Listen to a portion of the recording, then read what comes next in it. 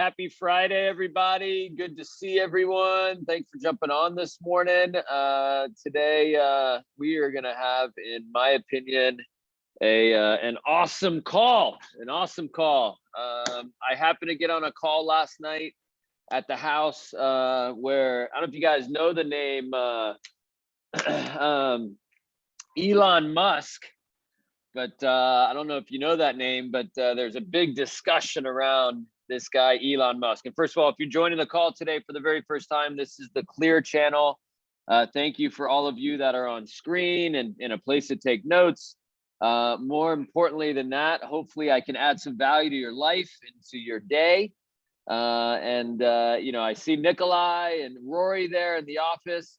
If you could turn around and look at your friends and tell them to pull out their cell phones. For anyone that is not on the Clear channel and subscribing quite yet, make sure they pull out their cell phone and please subscribe. We're close to 800 subscribers right now, and the goal is to be over 1,000 subscribers by summer. So today there's a lot. I'm going to talk about hot news. I'm going to talk about some things in the news, and then I'm going to talk about some things that I've been getting questions about from people in the business. So Elon Musk. Some of you guys may know that name. If you don't know who Elon Musk is, he's the richest man on the planet. He's worth $273 billion as of April of this year. If you don't know about his background, I'll tell you about some things he's done. His first business was Zip2. It was a web software company he founded with his brother. There was also X.com that became PayPal, which he ended up selling PayPal. Let's see here. PayPal. I'm sorry, I'll start with Zip2 and then with his brother Kimball. And that was bought by Compaq for $307 million in 1999. And then BakeX.com ended up merging, became PayPal. And eBay bought PayPal in 2002 for $1.5 billion. And then he's gone on and done other things. You may know about SpaceX. I'm sure you've heard of the company called Tesla. As a business, he's done things like Solar City, which became Tesla Energy. He's invested recently in something called Neuralink. Neuralink is the idea of creating brain computers and chips in your brain for interfaces to help people be incredibly smart. He also launched a company called The Boring Company, where he's essentially constructing trenches, tunnels beneath the Las Vegas Convention Center, just tunnels all over Vegas. So he's been doing a lot. Now, the reason why I want to bring him up is, again, I happened to jump on a call last night, listening to people that are in the kind of the world of wealth, and they're talking about something he's doing now. And if you don't know, Elon Musk just put a $43 billion bid on Twitter. He wants to buy Twitter. And so, it's interesting because I heard all these very incredibly successful, influential people. There's a guy that owned T-Mobile back in the day, and I see my buddy Jason there. Jason, can you come off mute? What's that guy's name again? The guy who is the guy at T-Mobile. Remember him?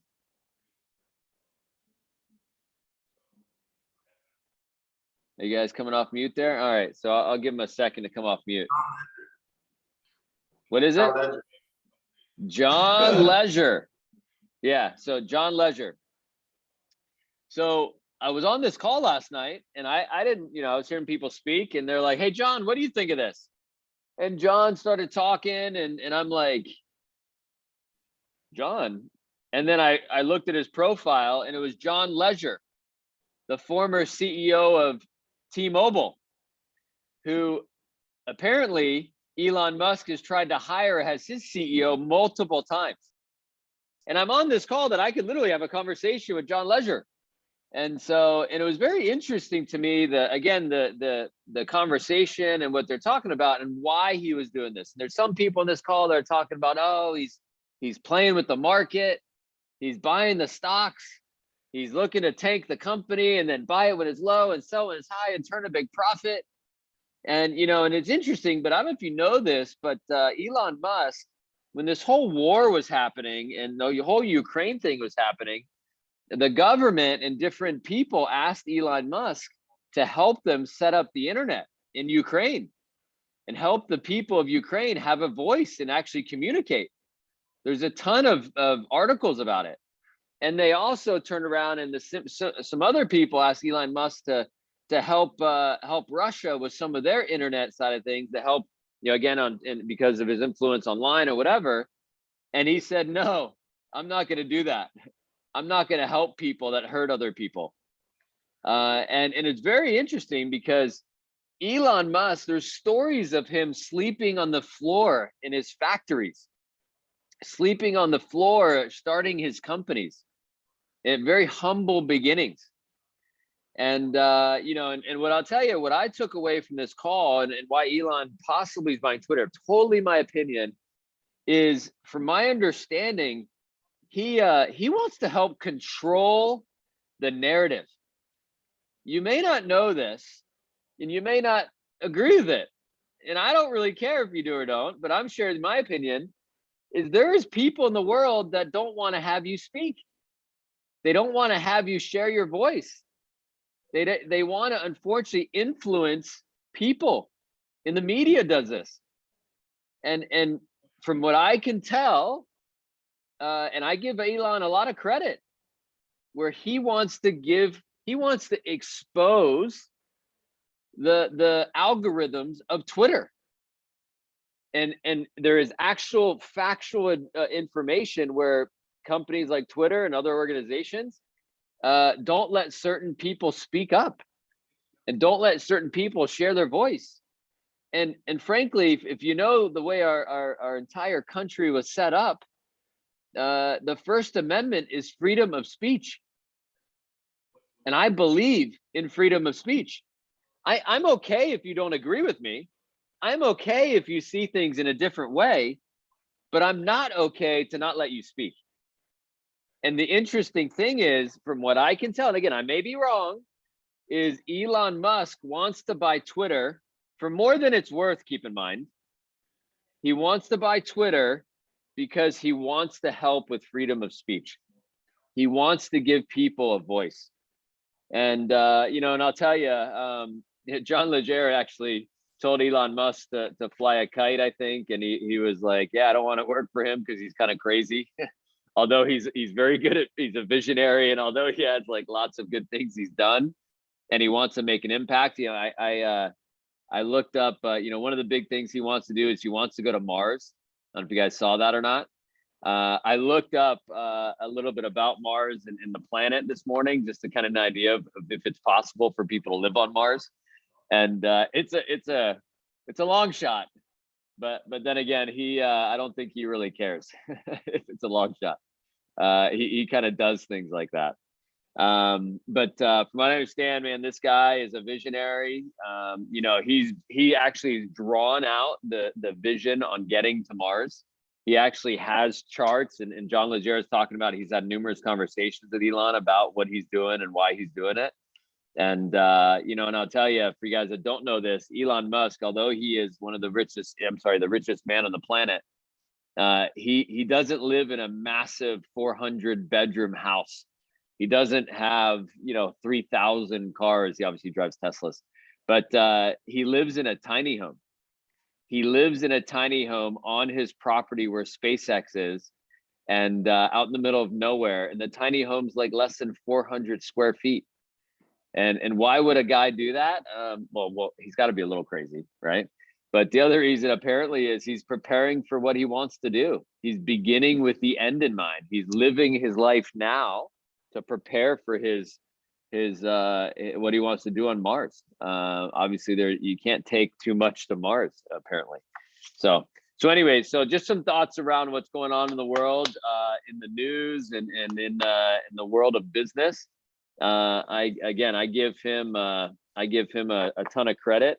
I think he has something called the id-gaff muscle. The id-gaff muscle is a good muscle to learn, that you got to learn how to have this in business if you want to be successful. The id-gaff muscle is the I don't give a fuck muscle. So, and again, it's kind of a strong muscle to have, but it's a muscle where you got to actually believe in yourself, and you got to believe, because there's going to be people along the way. I mean, how many people told him that, oh, Tesla is not going to do it, oh, you know, the electric car, blah blah blah. And that's this entrepreneurship. That's when you have a vision, you have things to accomplish. And I can tell you, when I was young in business, I did door-to-door sales, I did business-to-business sales on commission. I had a ton of people telling me, oh, it's not going to work, oh, you're not going to get ahead, oh, you're crazy. And I guess I'm crazy all the way to the bank. You know what I mean? Like, so keep it in mind. And one of the things I heard on another call this morning with some people is they talked about, don't take advice from people who care, take advice from people who know. And I was like, oh, that's an interesting way to look at it. Meaning, if there's someone who's never been to Fiji, I wouldn't take advice on how to get to Fiji. They may care about it, they may tell you they care about you, but if they haven't been to Fiji and you want to go to Fiji, I wouldn't take advice on how to get there. So in other words, if you want to be a multimillionaire and you want to be really successful and have a big impact in your community, and you want to have a big impact on your family, I wouldn't take advice from someone who hasn't done that. It's a very simple philosophy. I would take advice from people that actually have done what you're looking to do. So a little bit about Elon Musk, and transitioning, I want to talk about how to gain momentum. And talking about Elon Musk going out to Mars and traveling out in space, and he obviously is this rocket that he's built. But I've had conversations with a few people recently that have kind of been struggling to kind of get things going, get things moving in the direction they want to get to. And I'll tell you, it's easy to ride momentum. It's easy to ride, like when you're snowboarding. I went snowboarding with my family in Utah a few weeks ago. My kids, it's easy when they jump up on the board and they're going downhill and you're already moving. Like, getting going is kind of tough sometimes. And I don't know if you know this, but again, speaking to Elon, his goal is to have a meaningful number of people on Mars by 2029. So in the next 10 years, he's looking to get people to Mars. And first of all, you got to get there. And so he's built this he calls it the Starship. It's a cargo plane, essentially, ship to get to Mars. And by the way, does anybody have any idea how long it would take to get to Mars? You might even know. All right, you're full of shit, Ethan. So Mars is Mars. It's going to take 9 months to get to Mars, and I'm kidding. He may have known that, but it would take 9 months on a trip to get to Mars. If you want to do a round trip to Mars, it would take 21 months. Does anyone want to be in a spaceship for 9 months? I don't know. I don't. Maybe somebody does. Who knows? But more importantly, to getting to Mars, do you know how long or how much gas it takes to get outside of the Earth's atmosphere? It takes 902,000 pounds of fuel to get out of the Earth's atmosphere, to just get into space.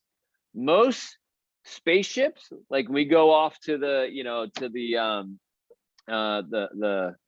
I would say that, what are they, the docking stations up there that we have where all the astronauts go, they spend 90% of their fuel just to get out of the Earth's orbit, and it takes less than 10% fuel to orbit the Earth one time. Like, think about that. 90% of the fuel it takes to get out of the orbit, and 10% it takes to orbit the Earth one time. So it just goes to show you that building momentum and building to grow into what you want to accomplish is hard work. And in my eyes, in your 20s, if you're fortunate to be in your career and you're in your 20s and early 30s, in my eyes, that's the best time to build. That's the best time to play all out. It's the best time to spend all the energy to build your future.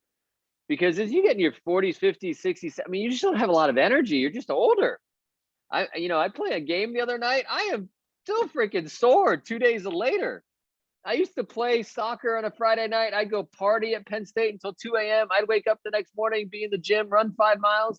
I'd play, I'd go out the next night. I'd have a game on Sunday when we supposed to be, not drinking for 24 hours, whatever. I did it all, right? And I still was not sore, right? But nowadays you get sore. But the way you build momentum, one, is you got to put a lot of energy into it. You got to put a lot of effort into it. And there's going to be days that you put energy and effort into what you want to accomplish, and you're not going to feel like you got a return. You're going to feel sometimes that you even went backwards. But trust me when I tell you, if you meet anyone like a John Legere, an Elon Musk, or anyone in that's like multi-millionaire successful, they're going to tell you, good for you. You're logging your hours. You're working towards being successful. You're learning the fundamentals of what it takes to build your future. And, I'll tell you, along the way, the key to starting momentum, besides putting the energy and effort into things, is focusing on small wins, focusing on making progress. There's so many people I see, and I got my buddy Nikolai on the screen here in the office. Like 2, 3, 4 weeks ago, was challenged by getting down certain aspects of sales and the fundamentals of business. And he's like, fuck this. I want to get better. He called me. He's like, I want to get a one-on-one with you. I want to get a one-on-one. In the last 3, 4 days I've walked into our company, he's the first person I see walking into the lobby every single morning. And I'm like, well, no shit, he's doing much better, because he's focusing on the little things. He's doing one-on-ones. He's learning. He's putting more energy into his craft. It's not just our business. This is like life stuff. You see it in sports. You see it in business. You see it, in my opinion, I see it in peers of mine.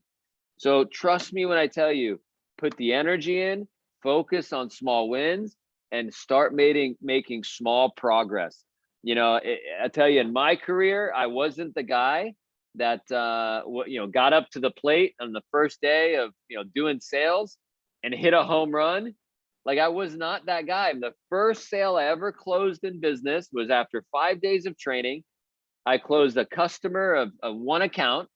I made $40 on that account, and after taxes, I took home 32. And you know what? I was fucking happy like a pig in shit. I was like, I'm fucking great at this. I'm going to be amazing. I closed my first deal. Fuck you. And you know what? That built my confidence to close my second deal. And then built my confidence to close my third deal. And little by little, I started closing more and more. And I started doing bigger deals, right? But you got to focus on progress. And trust me when I tell you, when you start getting better at something, the momentum will start carrying you down the hill. Will start carrying you onto what you want to accomplish. But you have to put a ton of energy in the front end. You're going to spend 90% of your energy learning it. And again, once you get down the skill, it's not going to take as much energy to maintain it and or grow through it. So focus on the small things. All right. And then, kind of pivoting into the last topic here, how to keep your attitude. I've had about 4 or 5 people across our organization of, 300 or so of people I coach, that ask me, how do you keep your attitude? How do you keep your attitude? And I'll tell you, it's a very interesting question. And I've really had to think about it a lot lately. And, I got a compliment yesterday that I thought was one of the nicest compliments I've gotten in a while.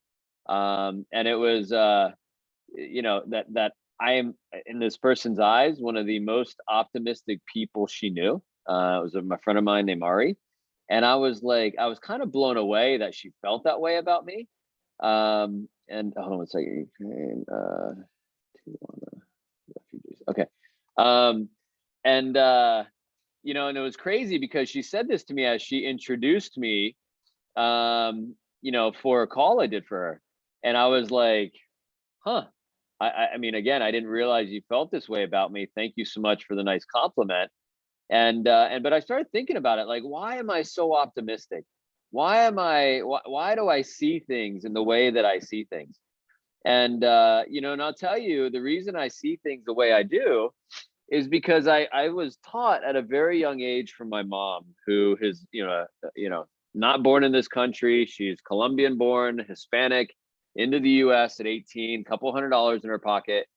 And she always taught me, and she always taught, my brother and I, and people in general, that it's all relative. It's all about perspective. It's all about experience. And I'll tell you, I remember, and listen, life's good. I've accomplished a lot in my life. I'm blessed with a beautiful wife. I'm blessed with beautiful children. And again, my opinion, I'm blessed with some financial strength and an organization of people. My wife just walked in. She's going to do some training here for the team in a minute. But I'm blessed with a lot of good things. But I also remember being a new business owner, like the Elon Musk sleeping on the floor type of stuff. I remember the early days of starting my company at 22, 23 years old. I remember having spaghetti night at my house, the very first quote unquote team night I had it with my company, right? A hysterical story, but kind of messed up. So I just hired a few people. I just moved to Columbus, Ohio. My first company, I'm representing AT&T. We're selling their small business services. We got our 4 or 5, team members that I open with, and I just hired a couple brand new people. And I'm like, hey, let's have team night at my place, blah, blah. I just moved into a little townhouse. And keep in mind, I had 5 roommates in a 2-bedroom townhouse, right? And I was the owner of the company, right? So I'm starting the company. I got, we're all sleeping. We got 2 people in a room, blah, blah. And I'm thinking, like, this is great. In my living room, I have 2 lawn chairs. I had my college, kind of, what do you call it? Kind of, I would say armoire or whatever. It's like furniture piece that had my TV on it from college. And keep in mind, I had a good time in college. So one of these good time nights, I fell asleep with a candle burning on top of my TV, and then it burned into half my TV. So there's a little loop in it at the bottom. So the TV was all jacked up, but it was on the thing, and 2 lawn chairs. And I had my office over, and all these new people came in, and they're like, hey, I'm going to the owner's house or whatever. They walk in and they're like, what kind of fucking shithole is this? And then they are like hanging out, whatever. And next we had a great time. We had spaghetti, we had sauce, which was a good big win, right? Because you gotta have some sauce. We didn't get meat because it's a little expensive, but we had some water and maybe some lemonade. We made some, and we had a good team night. It was like high class. Let's go. And the next day, both my new people quit. They both quit, and they both walked in and they said, "Yeah, I don't know if this is the right business for me. You're the owner, right? When you live there?" And I'm like, "Yeah." Yeah. And I didn't realize, again, and at the end of the day, screw them. You know what I mean? Like, whatever. If like, it didn't bother me. But the perception was like, is this what I'm working for? Working for this little burn TV that's for the thing and the 2 lawn chairs? Like, this is the future I want. And listen, that's young entrepreneurship. That's the early days of starting a business. And I remember growing my first couple months in business. I would go out to restaurants and I wouldn't get food. I was very, very like a squirrel right before winter.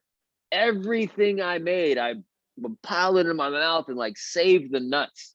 I would like hold it all because I was so scared that my business would go out of business.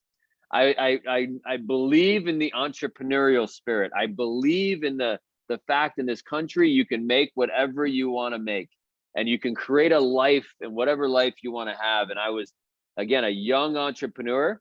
And I remember my first year in business, even I would go out in the sales as the owner of the company, and I only paid myself what I personally sold, as like I was a rep in my own company, which in the sales we do, if a rep makes say like $100 in rep sales, there's a owner's profit on that. So typically it's closer to 200. I would only pay myself the rep side of things. Like I was a rep in my own company. The extra money I made on my own sales, I reinvested back into the business, and I was doubling down on the business. And I remember driving a Honda Accord, a piece of shit that would break down on me all the time as, again, the owner of the company, until I made my first 100 grand.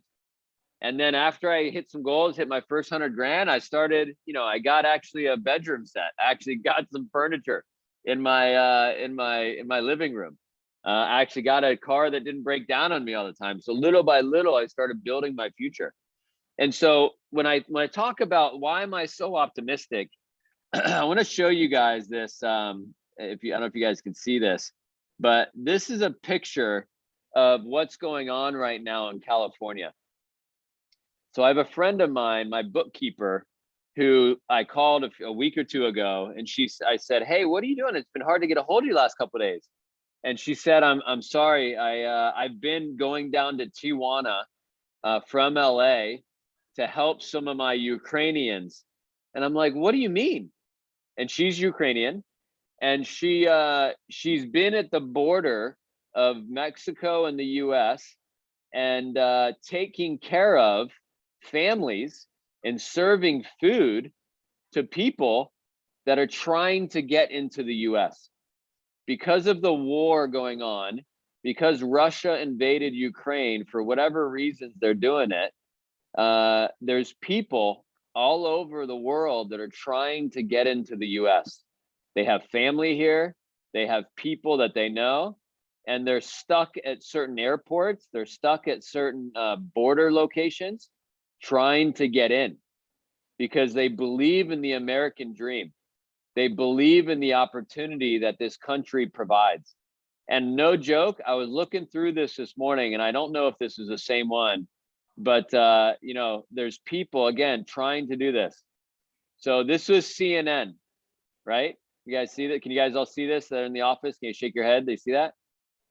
So for those of you that know Helen, my bookkeeper, that's her on the left with her sister, who's Ukrainian as well, and they're serving food to people from Ukraine. I saw this morning. I was blown away. And I sent her a text message this morning, and I said, "Hey, I know I needed a few things in the last 2 weeks, and I know I was kind of like, hey, where are you?" And I just said to her, "I'm so proud of you. I'm so proud of who you are and how much you care about people and what you're doing." And she's like slept a few hours in the last couple weeks because, again, she runs her own bookkeeping accounting business, but in her quote unquote free time, she's been traveling to the border of the US and Mexico, volunteering for giving to others. So listen, how do you keep your attitude? Pretty simple. You appreciate what you have. You appreciate that you live in a country and you have an opportunity to work. You have an opportunity to make a living. You have an opportunity to give and serve other people and make an impact in a positive way. Because frankly, there's people in the world that don't have the same opportunities. And I'll leave you guys with this. It's super important to realize at some point of your life that no one has control over you. And I love it what Elon Musk is doing. No one has control.